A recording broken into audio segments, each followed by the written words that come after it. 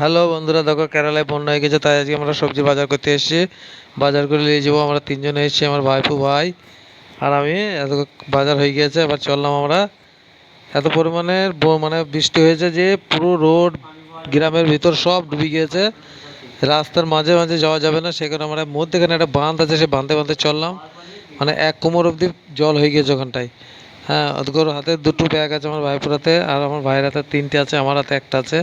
আমি একা ক্যামেরা করছি বলে এক হাতে ক্যামেরা করছি, এক হাতে ধরে আছি। মানে এত পরিমাণে বন্যা হয়ে গেছে যে মানে বেরোনো যাবে না, দোকান পাশার সব বন্ধ। ওদেরকে, এটা আমার ভাই, ওর চপ্পলটা এক হাতে আছে। আমাদের খিচুড়ি রেডি, খিচুড়ি খাবো।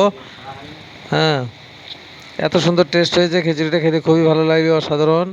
আমাদের খিচুড়িটা হয়েছে খুবই সুন্দর, খেতেও খুব স্বাদ, সেই স্বাদ। হলুদটা একটু বেশি হয়ে গেছে, কিন্তু তবু খেতেও ভালো লাগছে। এদিকে আমাদের খিচুড়ি খুলছি, খোলা হয়ে গেলে আমরা খেতে লাগবো। কে কে খাওয়া একটু কমেন্ট করবে, আর এই ভিডিওটা বেশি বেশি শেয়ার করবে, আমাদের পরিস্থিতিটা সবাই যেন দেখতে পায়। এই দুঃখের সময় তোমরা যদি পাশে না থাকো, বন্ধুরা কারা থাকবে? আমরা দেখো খেয়েছি সব একসঙ্গে। ওইটা আমার ভাগ্নি, সাদা গেঞ্জি গায়ে দিয়ে একটা খ্যাপা টেপার আছে।